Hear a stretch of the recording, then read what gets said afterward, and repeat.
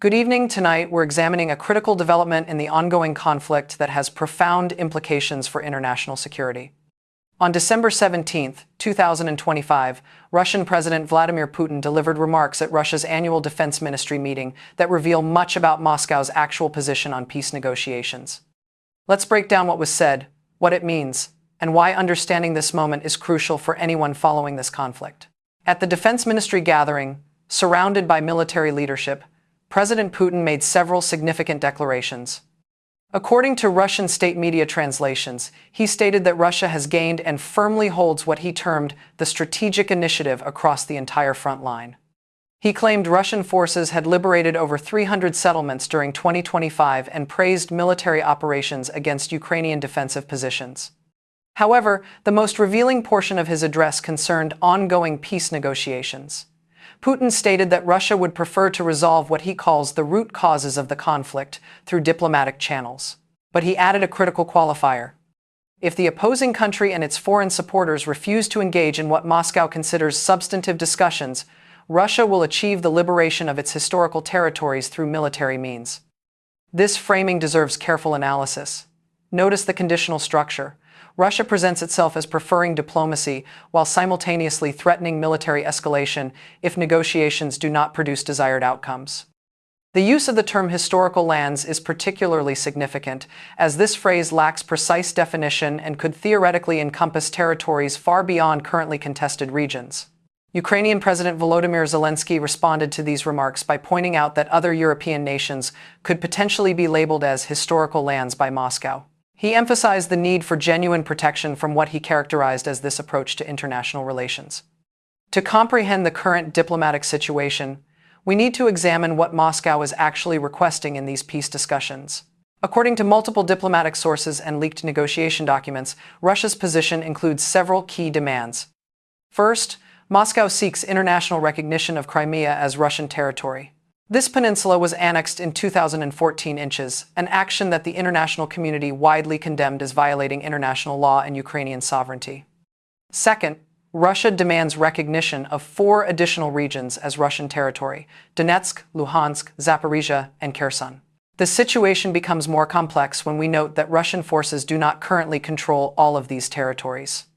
Moscow is essentially demanding that Ukraine withdraw from areas of its own territory that Russia has not managed to capture militarily and then cede these regions permanently. Third, Russia insists that Ukraine abandon its bid to join NATO permanently. This would leave Ukraine without the collective security guarantees that NATO membership would provide. Fourth, Moscow demands assurances that no Western military forces will be deployed to Ukrainian territory.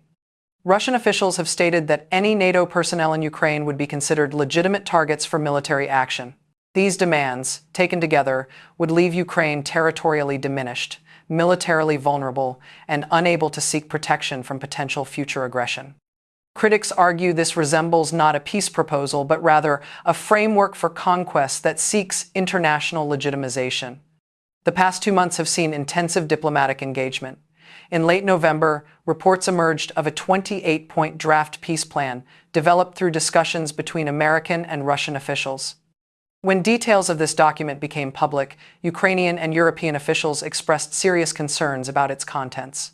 The plan reportedly included significant territorial concessions to Russia, ambiguous language regarding security guarantees for Ukraine, and provisions that critics argued would leave Ukraine exposed to future military pressure. Following pushback from Kyiv and European capitals, the document was reportedly revised down to 19 points as negotiators attempted to address the most problematic provisions.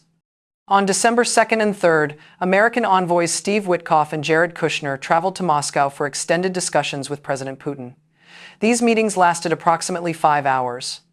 Russian officials subsequently characterized the talks as useful, constructive, and highly informative. However, they notably did not describe them as successful or breakthrough negotiations. Yuri Ushakov, a presidential aide, told reporters following the meeting that additional work remained to be done. This diplomatic language typically indicates that substantial gaps persist between the positions of the negotiating parties. In an interview with Indian media around the same time frame, President Putin stated that Russia cannot accept several key elements of the American proposals. When asked what would constitute victory for Russia, he replied that operations would conclude when Russia achieves the goals established at the beginning of what Moscow terms the special military operation.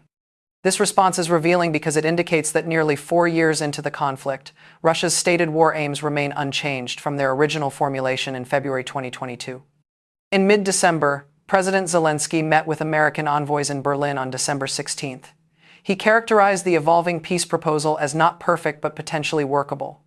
He indicated that progress had been made on security guarantees, but emphasized that territorial control remained an unresolved issue requiring further negotiation. The following day, Putin delivered his defense ministry address, reiterating that Russia's territorial demands are non-negotiable and that Moscow remains prepared to pursue military options if diplomatic efforts do not yield acceptable results. European officials monitoring these developments have expressed increasing concern about the trajectory of negotiations. The EU's foreign policy chief, Kaja Kallas, stated directly that it appears Russia does not genuinely desire peace, and therefore the international community needs to ensure Ukraine maintains sufficient strength. The newly appointed head of Britain's MI6 intelligence service made even more pointed observations, suggesting that Putin is deliberately extending negotiations and remains determined to subjugate Ukraine while simultaneously applying pressure on NATO members. These assessments gain credibility when we examine Russian military actions during the very period when peace talks have been occurring. During the week that American envoys were in Moscow discussing potential diplomatic solutions, Russian forces conducted large-scale drone and missile strikes on Ukrainian cities. On December 4th, Russia launched 138 drones at Ukrainian targets in a single night. On December 10th, a Russian strike resulted in 11 civilian casualties at a medical facility in Zaporizhia. Throughout the period of these so-called peace negotiations, Russian artillery continued operations against Ukrainian positions, missiles continued striking civilian infrastructure, and ground forces continued offensive operations in the Donbass region. This pattern of behavior suggests negotiations may be viewed by Moscow not as an alternative to military operations, but rather as an additional front in the overall conflict, a means of applying diplomatic pressure while continuing military pressure simultaneously. To understand why these negotiations continue without producing breakthroughs, we need to examine the calculation Moscow appears to be making. From Putin's perspective, several factors may suggest that time favors Russia's position.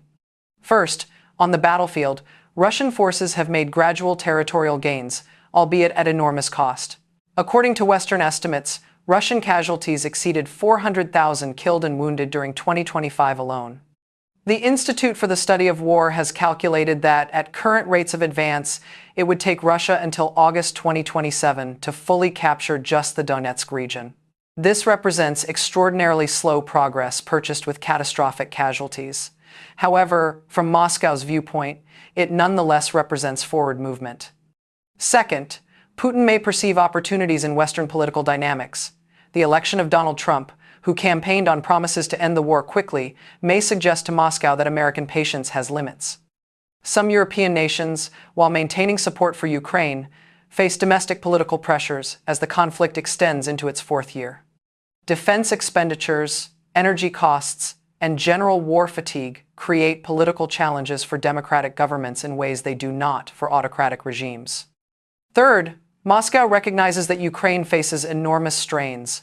Ukrainian forces have been fighting continuously for nearly 4 years.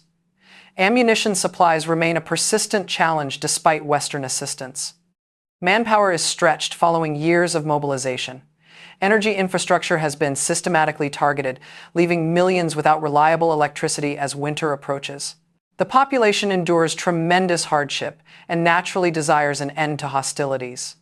Putin may calculate that if pressure continues long enough, either Ukrainian resolve will crack, Western support will diminish, or negotiating partners will become sufficiently frustrated to accept terms favorable to Moscow. Fourth, and this factor is often overlooked, Putin faces significant domestic political constraints.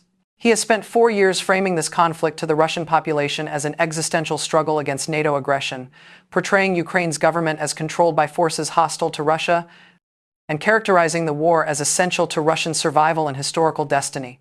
He has removed or marginalized any voices within the Russian elite who question the wisdom of the invasion. His political legitimacy now rests substantially on the narrative that Russia is winning and will emerge from this conflict stronger and more secure. If Putin were to agree to a peace settlement that leaves Ukraine independent, militarily capable, and aligned with Western security structures, how would he justify this outcome to the Russian people? How would he explain 400,000 casualties? How would he account for the economic costs? Putin has effectively boxed himself into a position where anything less than achievement of his stated objectives would appear as defeat, and autocratic leaders who appear defeated typically do not remain in power. Despite Putin's calculations, his strategy faces serious structural problems. Yes, Russia has made territorial gains, but examine the cost. 400,000 casualties in a single year exceeds the entire American military death toll in World War II. Russia is sustaining an average of more than 1,000 soldiers killed or wounded every day. The Russian economy, while not collapsing, is increasingly distorted by military expenditures. Over 1/3 of the federal budget now goes to defense and security. Inflation is rising, the ruble has weakened, and Western sanctions, while not devastating the economy, are steadily degrading technological capabilities and industrial capacity. Perhaps most revealing, Russia has turned to North Korea for military support, bringing in thousands of North Korean troops to assist in operations in Kursk. This is not what victory looks like. This is what desperation looks like. Meanwhile, Ukraine continues to demonstrate resilience. Ukrainian forces still hold Russian territory in Kursk 16 months after their August 2024 offensive. Ukrainian drones continue striking targets deep inside Russia with increasing sophistication. Air defenses, strengthened by Western systems, continue intercepting significant percentages of Russian missiles and drones. Western support, while sometimes slower than Ukraine desires, continues. The United States recently announced preparations for new sanctions on Russia's energy sector to increase pressure if negotiations fail to produce fair terms. European leaders, despite occasional disagreements, remain committed to supporting Ukraine. This brings us to the fundamental question: what should Western democracies do about Putin's negotiating strategy? Putin's entire approach depends on Western decision-makers misunderstanding the situation. He needs them to believe Russia is winning, that time favors Moscow, and that the only path to ending the war is giving Putin what he demands. He needs Western publics to grow tired and pressure their governments to accept any deal just to end the conflict.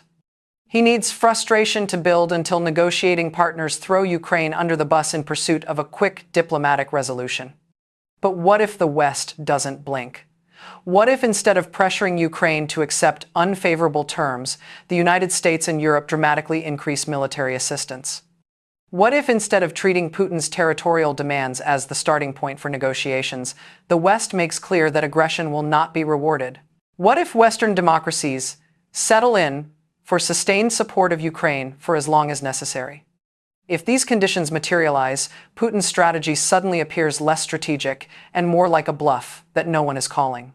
This is why analysts express concern about some proposals that have emerged from negotiations. Any peace agreement that locks in Russian territorial gains, leaves Ukraine militarily weak, and fails to provide robust security guarantees is not peace. It is a recipe for future conflict. History teaches us that appeasing autocrats with territorial ambitions does not lead to lasting peace. It leads to additional demands, additional aggression, and additional wars. Putin took Crimea in 2014 and faced sanctions that he calculated were acceptable costs. In 2022, he invaded the rest of Ukraine, expecting similar results. If the West now rewards that invasion by forcing Ukraine to cede more territory and accept weak peace terms, what prevents Putin from returning for the rest of Ukraine in several years? Or from threatening the Baltic states? Or from pressuring Moldova? The answer is nothing. This is why President Zelensky consistently emphasizes that any peace agreement must include strong security guarantees, preventing Russia from simply regrouping for another attack. He is being realistic about who Vladimir Putin has demonstrated himself to be and what Russia under Putin has shown it will do.